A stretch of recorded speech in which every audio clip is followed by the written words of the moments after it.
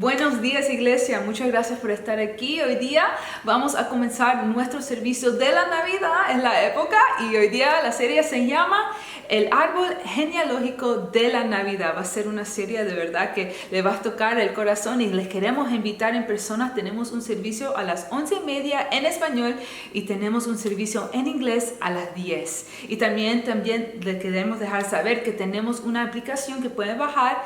Solo tienes que buscar Crossbridge Miami Springs y ahí hay unas maneras de conectarse con nosotros. Eso es todo por hoy. Una vez más, muchas gracias por estar aquí.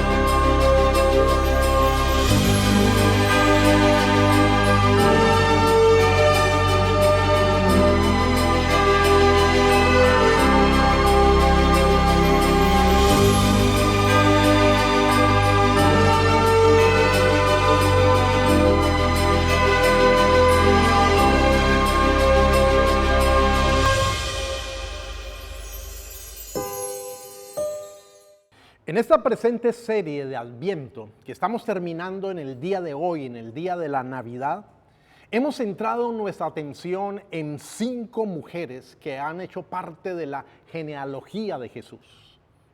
Ellas hacen parte de los antepasados del Señor Jesús. Me estoy refiriendo a Eva, a Lea, Ruth, Betsabé y en el día de hoy a María, la madre de Jesús. La vida de estas mujeres abarca la historia completa del Antiguo Testamento y el inicio del Nuevo Testamento. Así que hemos ido desde Eva hasta María, la madre de Jesús, y ese es nuestro título para el día de hoy, María. Quiero introducirlo con una pregunta. ¿Por qué María, la madre de Jesús, hace parte de este grupo de mujeres improbables para ser incluidas en la genealogía del Señor Jesús?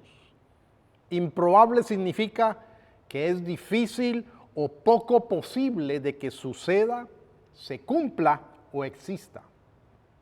Antes de darte mi respuesta de manera directa, quisiera que pensaras en una comparación hipotética. ¿Qué pensarías si una amiga tuya te dice que está embarazada y que ella sabe que la criatura que tiene en el interior de su ser, a través de un sueño, ella sabe que esta criatura va a tener unos poderes especiales, como poder leer el pensamiento, poder ver a través de las paredes y que va a tener una fuerza mucho mayor que la de un hombre adulto? Esto sería realmente muy extraño, muy difícil de creer, muy improbable, y pensaríamos seguramente que nuestra amiga no está bien psicológicamente.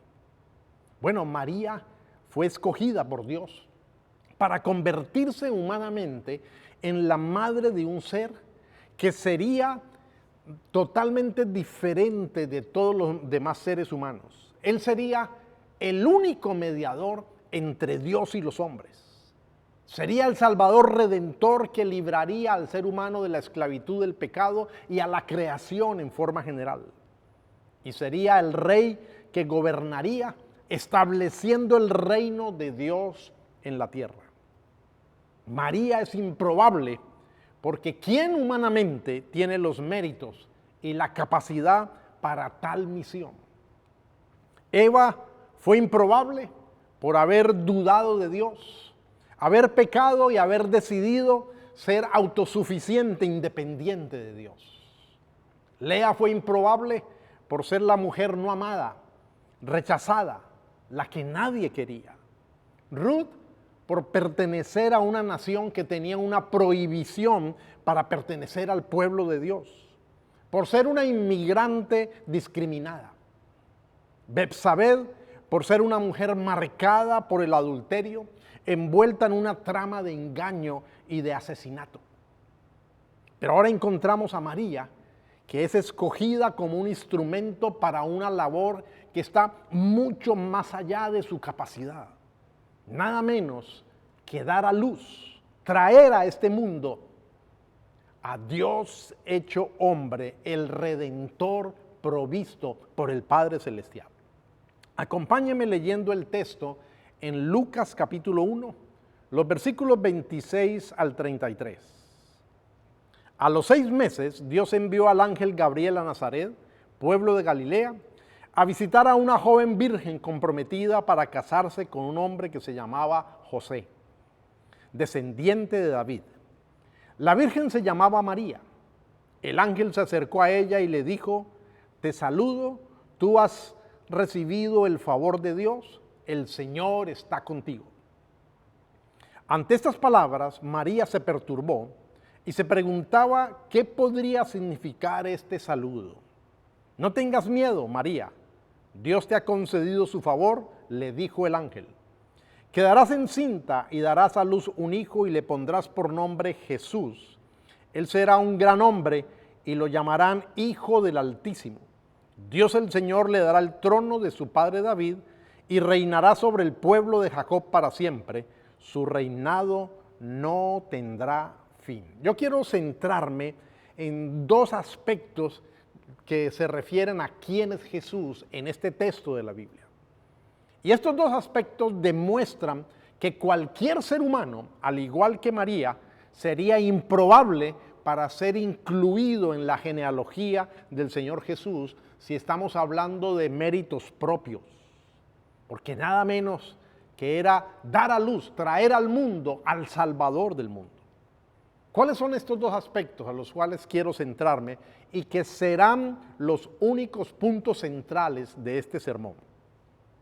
Jesús es hombre, Hijo del Altísimo, Hijo de Dios, en primer lugar. Y en segundo lugar, Jesús es a quien Dios el Padre le daría el trono de su antepasado, de su padre David. Así que miremos este primer punto. Jesús, hombre, Hijo del Altísimo, Hijo de Dios. Esta triple descripción de quién es Cristo la encontramos en los versículos 32 y 35 de Lucas 1. Él será un gran hombre y lo llamarán Hijo del Altísimo. El Espíritu Santo vendrá sobre ti y el poder del Altísimo te cubrirá con su sombra, le dice el ángel a María. Así que al santo niño que va a nacer lo llamarán Hijo de Dios.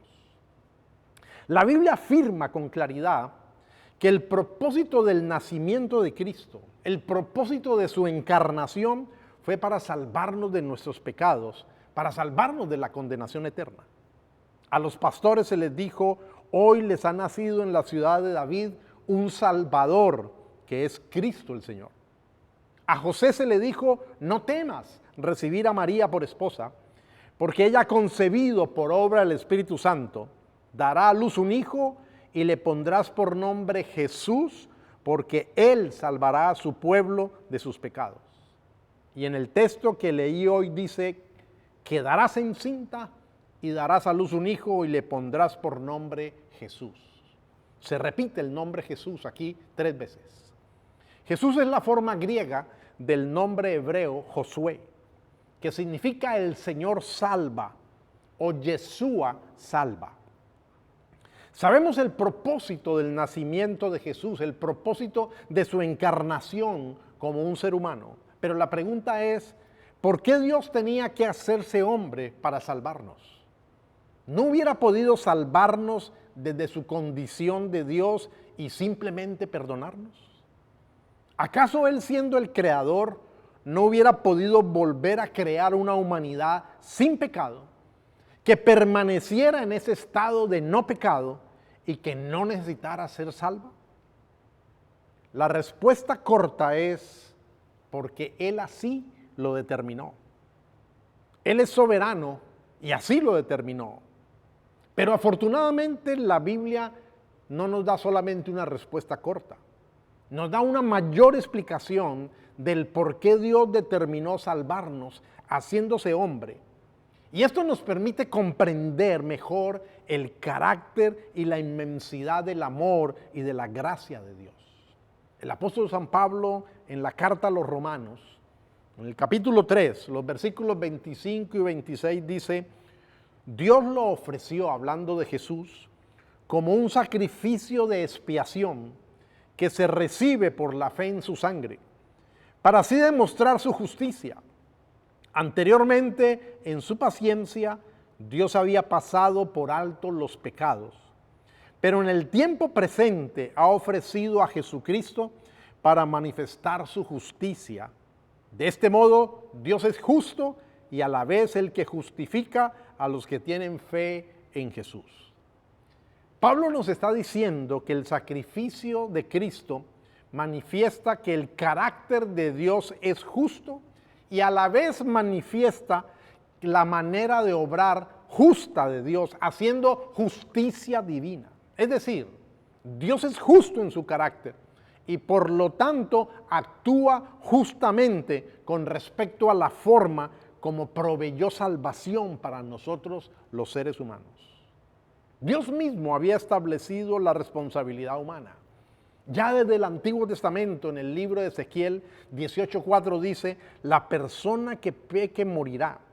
Sepan que todas las vidas me pertenecen, tanto la del Padre como la del Hijo. Así que el ser humano es responsable delante de Dios de su pecado. Es culpable. Entonces el castigo de la justicia de Dios debe caer sobre un ser humano. Y Dios había establecido que el derramamiento de sangre de animales puros, sin defecto, en lugar de la sangre del hombre pecador, le otorgaría a este último el perdón de los pecados. Pero todo eso era un tipo, una lección objetiva que apuntaba hacia el sublime y definitivo sacrificio de Cristo, que sí otorgaría un definitivo y eterno perdón de pecado mediante la fe. Solo la sangre de un hombre que fuera sin pecado podía dejar satisfecha la justicia de Dios. Y el único hombre que tuvo cómo pagar semejante precio fue Dios mismo haciéndose hombre. El Hijo del Altísimo, Cristo Jesús el Salvador.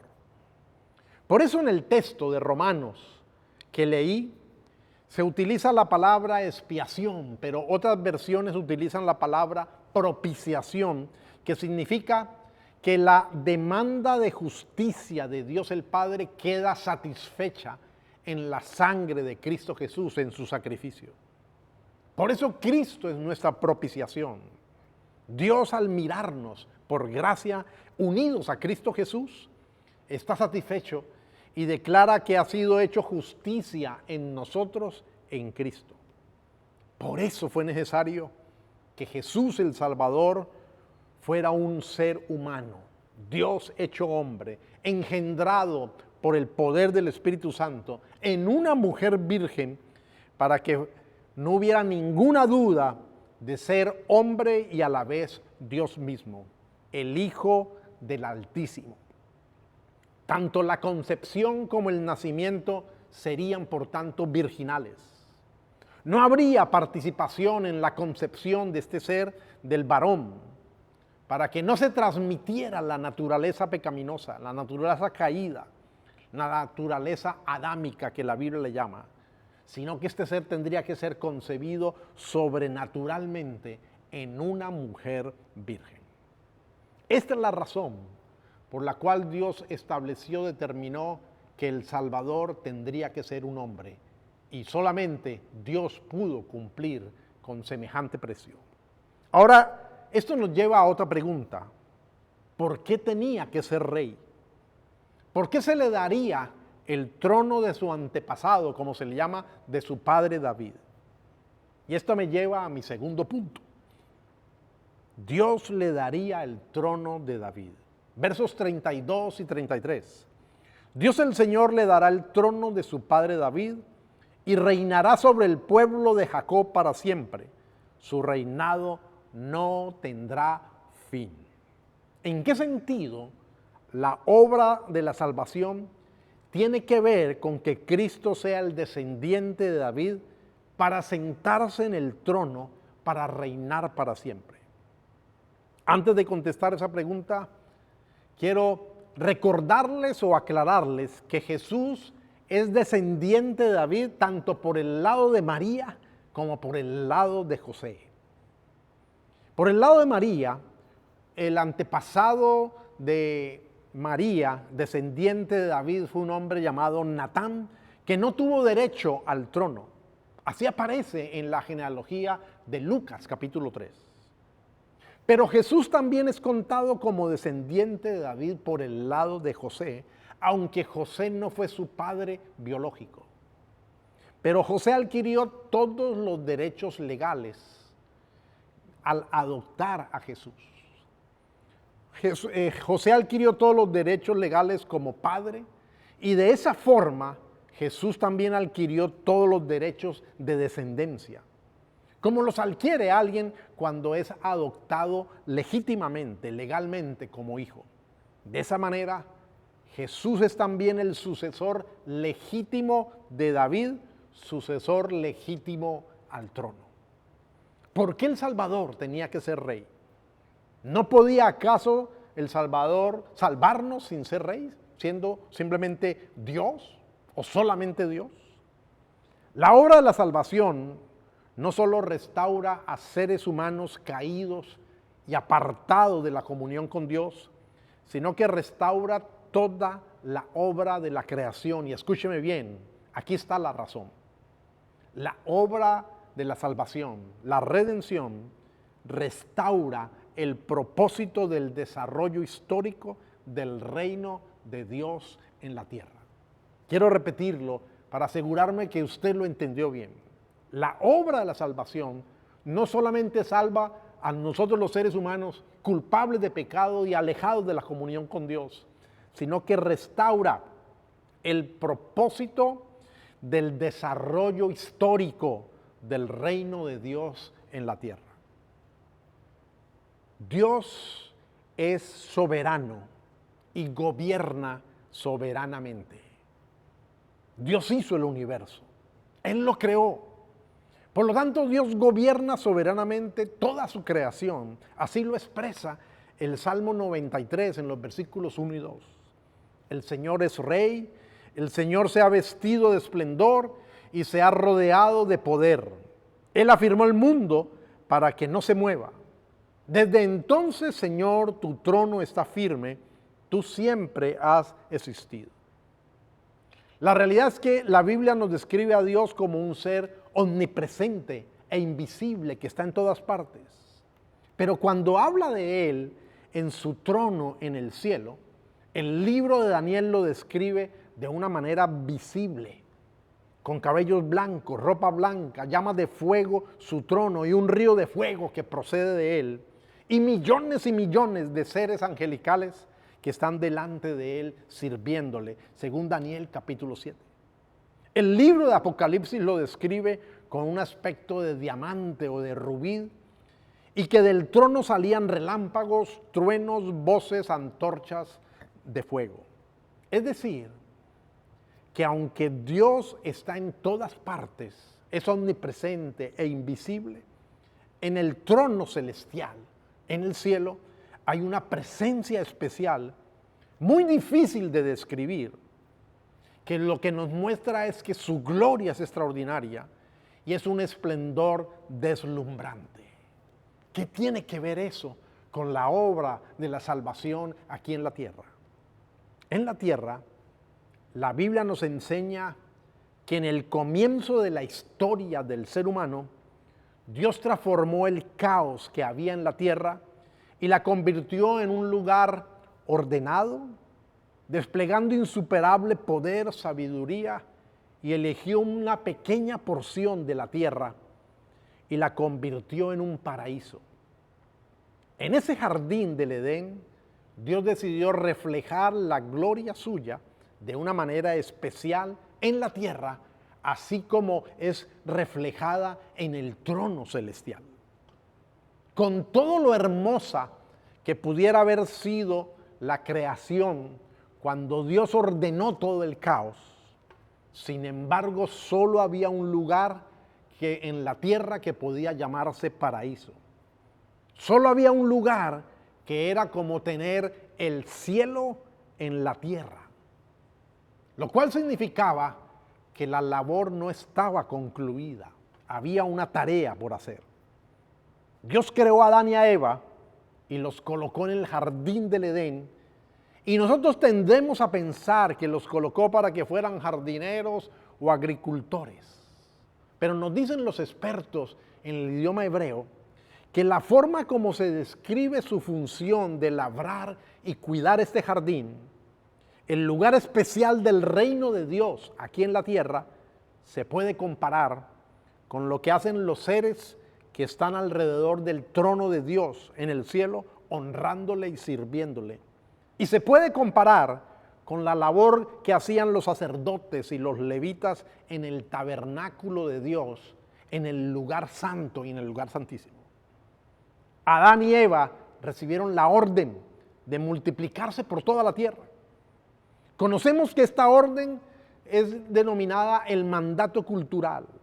Dios le dijo al ser humano que se reprodujera, que tuviera hijos, que llenara la tierra, que la gobernara y la dominara, pero debía hacerlo como imagen de Dios.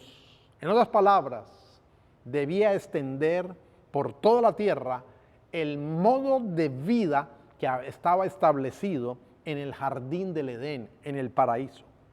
En otras palabras, debía extender por toda la tierra la gloria de Dios, que estaba representada de manera especial en la tierra, en el jardín del Edén. El lugar especial del gobierno de Dios, de su presencia en la tierra. Sabemos por la historia bíblica que Adán y Eva fracasaron. Sin embargo, Cristo nos enseñó a orar, pidiéndole al Padre que venga su reino a la tierra, que se haga su voluntad aquí en la tierra como se hace en el cielo. Cristo pidió para que esa presencia especial de Dios fuera manifestada aquí en la tierra, así como se manifiesta en el cielo. Que se hiciera la voluntad aquí en la tierra como se hace en el cielo. Por eso el Salvador debía ser rey. Cuando Cristo comenzó a predicar, Él dijo que el reino de Dios se había acercado. Y luego Él dijo que el reino de Dios estaba en medio de ellos, estaba presente. Lucas 17, 20 y 21 dice así: preguntado por los fariseos, se está refiriendo a Jesús, preguntado por los fariseos, ¿cuándo había de venir el reino de Dios? Les respondió y dijo: el reino de Dios no vendrá con advertencia, ni dirán, helo aquí o helo allí, porque he aquí el reino de Dios está entre vosotros. Él se estaba refiriendo a él como el rey descendiente de David. La Escritura dice que Jesús vino a Galilea predicando el evangelio del reino de Dios, en Marcos 1. Que envió a sus discípulos a predicar el evangelio del reino de Dios, en Lucas 9. Así que cuando María escucha este encargo, esta misión que está mucho más allá de su capacidad, cuando ella en el versículo 38 de Lucas 1 responde y dice: aquí tienes a la sierva del Señor, que Él haga conmigo como me has dicho.